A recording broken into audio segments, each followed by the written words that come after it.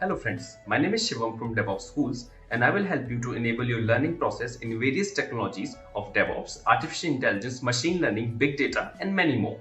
This is our initiative to help you by sharing multiple tutorials and videos. And if you want any specific tutorials on any particular topic, then please do comment in the below comment section and I will help you with it.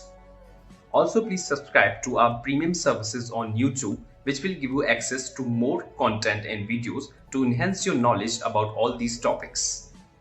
Also, if you want me to help you with regards to the online trainings and classroom sessions by our qualified trainers, then please do write me at contact@devopsschool.com.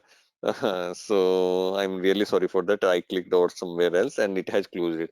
Now, if I want again, let me tell you the why. What is the issue? When I create the programmatic user, it security credentials are nothing but where you manage the credentials. It is showing me the key ID, but it will not show me the uh, access key ID and there a secret key. So it will not show me the secret key again.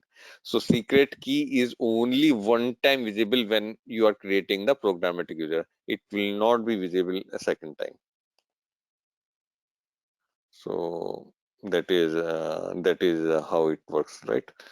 And okay, so and then probably how you do it. You want the demo how to use the programmatic access users also? Anyone interested, or shall I skip this part? Yes, sir, you want. Okay, okay, fine. Let me create another user then. Sorry.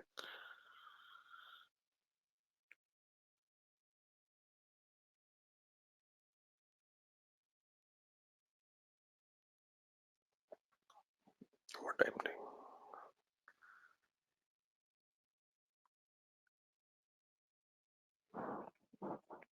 Actually, sometimes I get confused. So I want to tell so many things, and I just when I am doing this demo, I'm thinking the next step what I can tell you.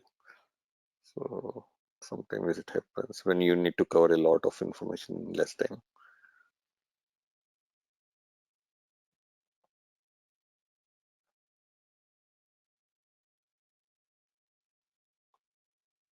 There, I think it's not a programmatic access. I am, I am not sure in the programmatic. Oh, I'm sorry. Thank you for letting me know.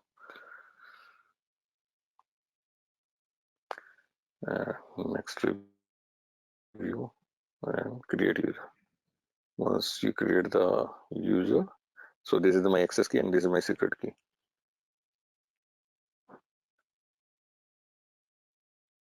Now let me copy it on the notepad. This is access key and then the secret key. I should not be visible, but I will delete the user to, so I am worried. But don't disclose. This is nothing but a password. Don't disclose to anyone. Don't disclose to anyone. Please be careful. And then what you need to do, just give me a moment. I will stop sharing. I need to stop it, I believe. Oh, not required. Okay, so let me open the command prompt. Yeah, so yeah, and then what I will do, /,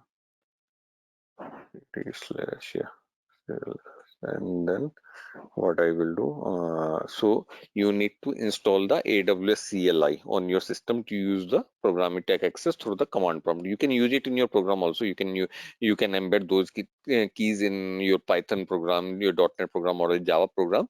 But be careful. Yeah, if someone has that source code, if someone has those programmatic access, he would be able to access your environment. So please be careful with those. It is like we embed something all the time. Now it's not, but for the basic user who are who actually have written few programs, if my program wants to access the database, many times user actually in the configuration file or in the program itself, they used to embed the username password of the database, right? So that is it is the similar thing. So we should not we should be careful in those scenarios. Yeah. So so please install the AWS CLI. It is freely available. You can just search for the AWS CLI, and there are V1 and V2. Normally V1 is still supported, but for the older version you can go directly for the V2 version 2, and you can download and install it. This is AWS online installer updating the. So here you will find Windows, Mac OS, Linux, whatever, and you can download and install it. Okay. So I think for me it is already installed. Once it is installed, what you need to do whenever you are writing a whenever you want to access your to do something with the related to AWS, is start with AWS, and then for to access those programmatic keys, you need to first configure it. So cnfigure AWS configure, and once it is configured, it will ask for the access key ID. This is my previous access key actually. So just provide your access key ID, and then secret key, which is this, and then the default region name. You can, if your default region name is, whenever you will issue a command, it will be ran. There are two types of services. One are the global services, one are the region specific services like EC2, S3 and all. These are the region specific services. There are certain services which are the global services. So in case you are accessing the region specific services, this configuration I am as of now, what I am configuring it will be specific to that particular region. Okay, so let me let it US East one only, and then the output format, the command format and other things. So whether you want JSON or any other, let me put it JSON only, and then now my profile is configured. And honestly speaking, if this profile is created on one of my, if you go to your C column users and then your username slash, and it will be a hidden folder named .aws. Go inside .aws and you will find this this configuration along with the default profile name. You could give the profile name also, but in the default profile you will find the same information, the access key, secret key, region name and output format in the plain text. So in case someone has access to your laptop, they can also, means those keys will be revealed. Hey viewers, our Mastery in DevOps engineering program can help you to hone the skills necessary to succeed in high-level DevOps positions. So, what are you waiting for? Enroll now and earn certification that show you are keeping pace with today's technical roles and requirements. Contact info is mentioned in the video sidebars and in the description box. Book your seats for the upcoming batches now. To them. So that is what I am trying to say. And then, for example, now let's say I want to, as of now I don't have any resource, but let's say I want to access, let's say, because I have given him the S3 full access, right? So I want to see the list of S3 buckets which I have created. So what I will do, AWS S3 ls, I think that is the command if I'm not wrong. It will search in that particular region, and oh, there are already two buckets I have created. These are the test bucket control and test bucket control one. So I am listing my S3 buckets, and it has given me the list of those S3 buckets, right? So that is what programmatic key. I can use it on my command prompt, like on my PowerShell window, or I can use it through my .NET, Java, Python, or any other language program. Okay. So, and for the confirmation, if you guys want to see whether the results are correct, let me go to and show it to you. Although people who are not aware much on AWS, I will come to that point, but just I'm showing what is S3 and all. I will explain it to them.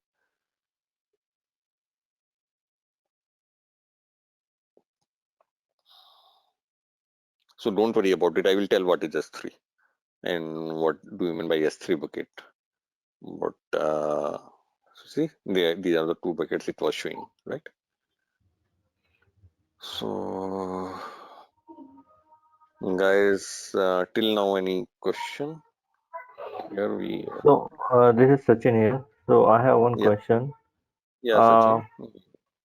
yeah. So related to programmatic access. So Mm-hmm. the user who has programmatic access. So what are the services? Is all the services are accessible to programmatic accessible user, or is there any Actually, restrictions? let me show it to you again. When I click on add users and programmatic access T1 next permission, right? And I attach the user to the group, and I can attach the policy to the group, or I can directly attach the policies to that particular user, right? If let's say I am attaching the policy to the user, and you can attach whatever you want. Only those things will be available to that programmatic. Sorry, it does not depend whether it is a programmatic access or console access. Whatever policies I am attaching to that particular user will have access only those particular services. Okay. Okay, got it. And you said so for programmatic access when we configured it on our local system, the Mhm. configuration, right? AWS configuration, Yeah. then the access key and secret key will be present in the hidden file, I right? in my Okay. in one of the hidden file, but you just in one of the hidden file it will present, but anyone has the access. It will be in the plain text hidden file. Just show hidden file and folders, and you can see those files. And once you open the file, it will be in plain text. Okay. So that is a security concern, I guess, right? So And that is a security concern. uh, That's why I warned you, right? mhm. So we should be very careful when while creating the access key security keys. Okay. So if the laptop gets stolen, so that will be compromised then, right? Yeah, if your laptop means, yeah, if people are able to log into you means these days actually we have the security we normally do the encryption of our hard disk when Yeah, yeah, laptop is correct. stolen. Yeah, so Mhm. people are not able to get Yeah, any but data. still that is a That is the concern, right? security concern. Yeah. Yes, yes. So Yeah. use it whenever you require it and delete it. Like I just gave a demo, and I am going to delete those users. Mhm. So do we need to configure this AWS configuration file every time we want to access the AWS resources through AWS CLI, or once it is configured, we need to have just enter the access key and secret No, key? no, no, no. You just not every AWS CLI is one time installation. I have not Okay. installed it right now, right? You just install it, and it will be it is like a SDK which will be installed on your machine. No, no, no. So the configuration I'm talking about after installation of Configuration. For example, right now I have created a programmatic user, and I know my laptop is safe, and I Mhm. have to redo the work. I just do the configuration, and it will be remain there till the user is there. I have deleted the user. Now that access the configuration is of no use. Okay. And how It is many still configuration? How many configuration no I limit, can? no No limit, limit. So on one no system, limit. I can configure multiple users, programmatic Multiple users, right? multiple users. You just while you are doing the AWS configuration, you just need to provide the profile name. So as of now, I Okay. created the default profile. You can provide a different profile name. Okay. Got it.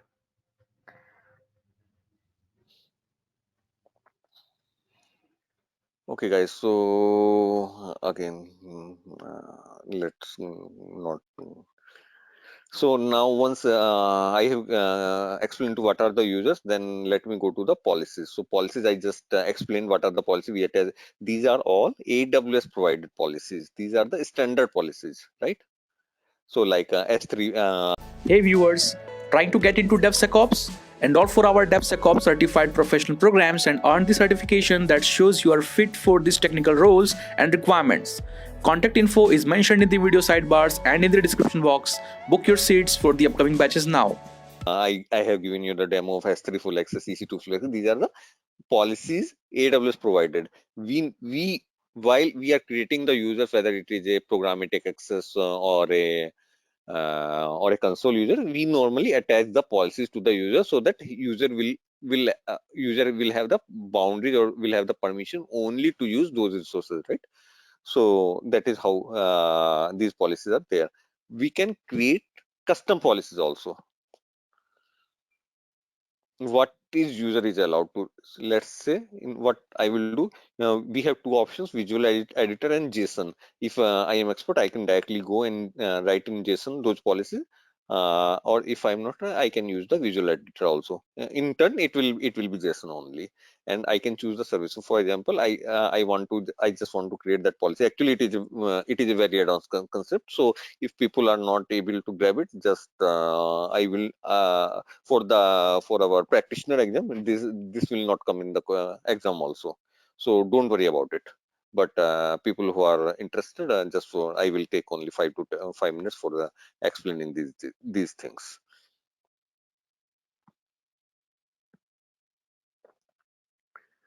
So let's say EC2.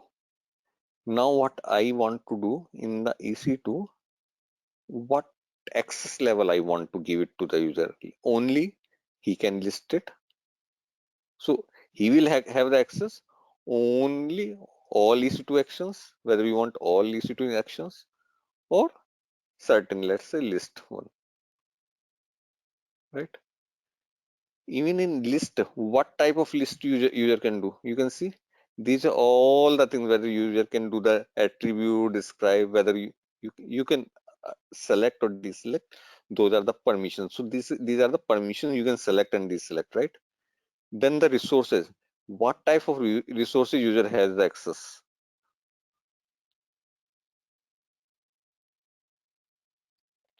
What type of instances, image, transit gateway, and all those things user have the access. So you can do all those things and just add additional permissions if you want, and it will be done. So one guy asked me that whether that was the question, and actually I just gave some idea whether he wants to restrict the user that he can log in from certain IPs. So actually that permission you cannot set whether you can log in from the certain IPs, but you can in the policies. That's why I just gave idea. You can restrict the user if he's not logging in from the certain IPs. He cannot do anything. He can log in because there are two things: authentication and authorization. I think people are aware of the difference between authentication and authorization. Authentication is when you put your username, you open console.aws.amazon.com and you put your username, your password, and if you have set up your MFA OTP. Now you are authenticated. Authenticated means AWS verifies. This is a basic, not for AWS, for any services you use it. This is the concept that you are authenticated. Yes, I validate that your username, your password which you have entered is correct. Now comes to the authorization part. Authorization means when you are accessing these services, right? Now whether I am authorized to when I am attaching those policies to the user, whether I am authorized to create S3 bucket. Give guys 1 minute, give me a moment. I will be one.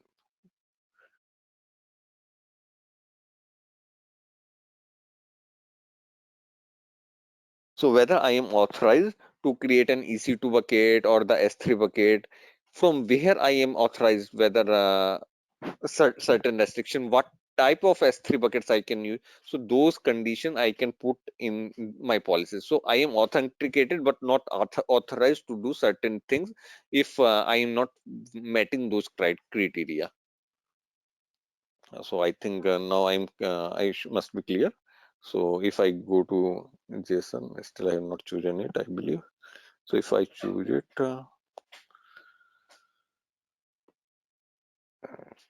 add additional permission on, so it will be done. Let's say all resources, so or the specific resources. So specific resources, for example, I created an user who has the access on the EC2 EC2 service, but only on a specific instance. So I can choose the resource also, like I have 100 EC2 instance, but that user will be able to able to do any work only on the EC2 instances which I can choose those particular instances, and user can only log in which meets specific criteria. Let's say that which the EC2 instance which are created in a specific region, kind of example I wanted to give you. So you can do all those authorization, and you can create it, right? So those are the things. And now yeah, so now you see this is generated or in my JSON file. I have given this user all when I am creating the policy. This policy, whenever attached to any group or the user, can do all these things for all the resources. I could give the conditions also here. So this is how we create the policy. So I think and then I think if you want an account. Hey viewers, are you looking for formal training on SRE practices? Take our SRE program. This course will teach you how to successfully implement site reliability engineering in the modern day 24/7 services. Kickstart your SRE training today. Contact info is mentioned in the video sidebars and in the description box. Book your seats for the upcoming batches now. Settings is where you manage your username, password, and so like what are the password policy you as a root user. Let's say uh, you can set the password policy, whether minimum password length is 8 characters, 10 character, 20 character, whatever, or what type of password should be mix of and if I say it, all these policies are available. You can do it. And let's say I am creating a user who has the IAM access. So once he has the IAM access, he can create other users also, right? I have attached the IAM policy with that particular user, right? So still, while user is creating other user, the password policy should match the criteria which I have defined in particular in my account settings. Okay, so that is how it works, and I think others are okay. So okay, fine. Now access analyzer and all, for example, as a root user, I can, or as a IAM user, IAM administrator, I can do the access analyzer, where it will give me the how my you need to create this access analyzer, create analyzer, and it will define how to. It will give a nice dashboard how uh, about your security findings related to IAM. So I think we actually have dragged IAM a bit more, and groups are and all the everyone in the training is clear about the groups, right? It's nothing but a combination of users, and I can, rather than, for example, I need to attach the policies, individual policy to the users, rather than I can create the user, I can attach those users to the group and then directly attach the policy. So to the group, so I don't have to attach policies. I can manage the policy at the group level rather than individual user level. So that is what how it works. But in case people are still want to have a demo of user groups, I can give the demo.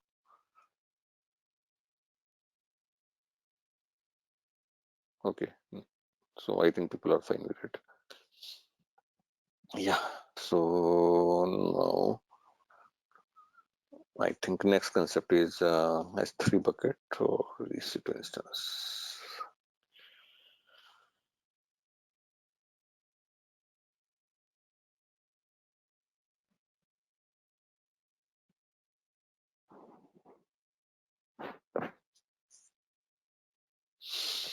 Next is EC2. So I'm talking a lot EC2. What is EC2? EC2 is nothing but a virtual machine. It is actually the core of the cloud computing.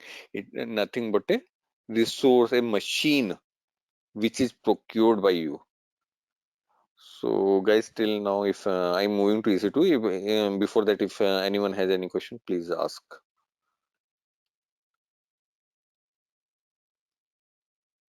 And guys, whenever there are two ways to access any service, you can search it, or there is and this it shows all the services here.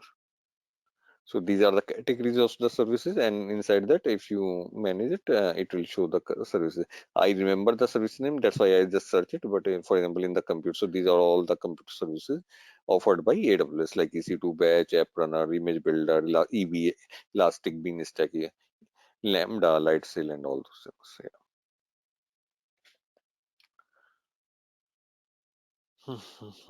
And again, one more thing before I move it, the IAM which I just explained, I mentioned there are services which are global, there are services which are region specific. So IAM is the service which is global. It's not a region specific, but EC2 is the region specific services. For example, I am creating an EC2 instance, so that will be available in that particular region only.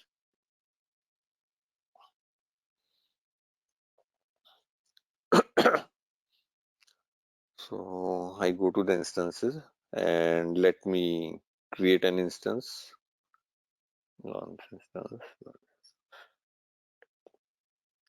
Now choose an AMI. What is an AMI? People, anyone have any idea what is an AMI? It is nothing but an image of the machine I want to deploy. So it that is what is called AMI. Amazon machine image. For example, I want to use Linux machine or the Windows machine with a particular operating system, what type of RAM, and all those things. These are the configured. And you can create your own AMIs as well, but that is very very advanced topic. Yeah. So, and if you just bit scroll down, there's a free tier only. I am interested only in free tier, so let me select free tier. It will show only those AMIs which you don't have to pay any charge, right?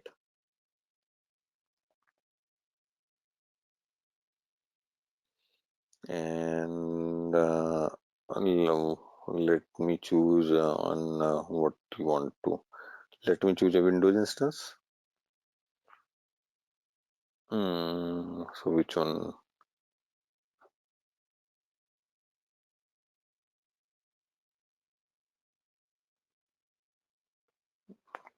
Last time I had to issue that.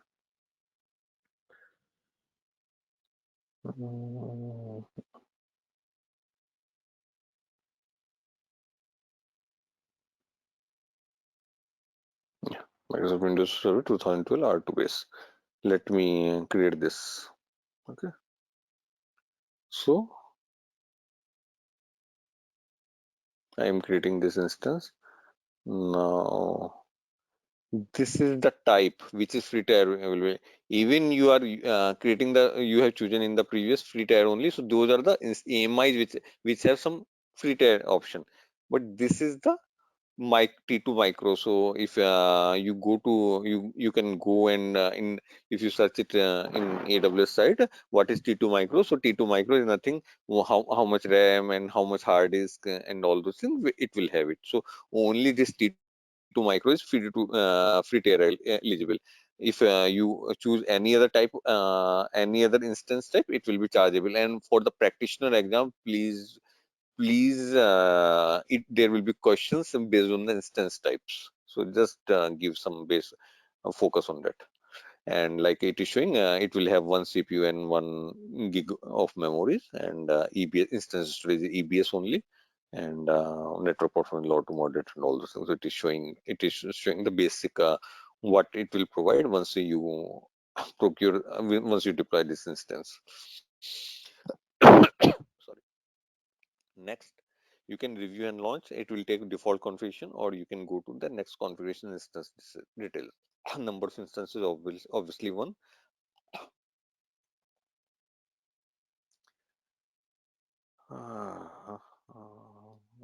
Okay. So now you can see create new VPC. There is no VPC found. Actually, as part of my previous exercise, I have deleted VPCs, so that's why no VPC. And guys, as I again mentioned, I am creating this instance in North Virginia region, so it will not be available in any other region. Create VPC.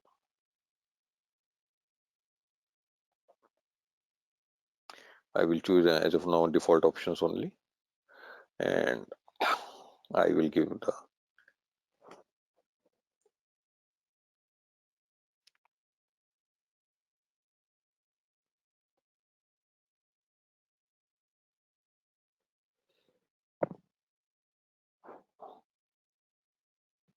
I clicked it.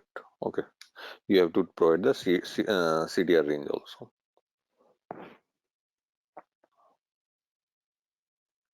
And guys, I am not good in networking, so if I'm doing any mistake in networking, please let me know.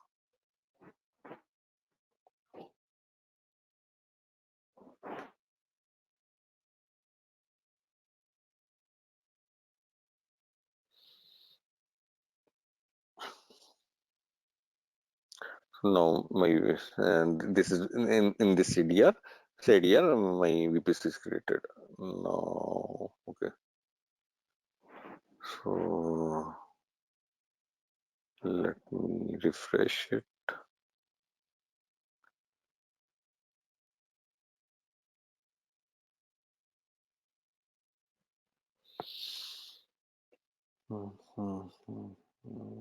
Yeah. Okay.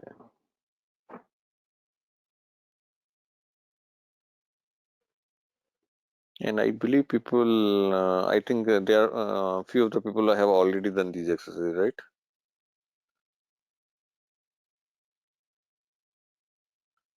Like who are aware of AWS. So one question here. This is Sachin here. Hi, Sachin. Yeah. So do we need to create VPC for every EC2 instance that we create? No. You don't Can have we to. assign one VPC to different EC2 You can assign. instances? You can do it. Thanks for watching. Want to study further? Join our training programs today.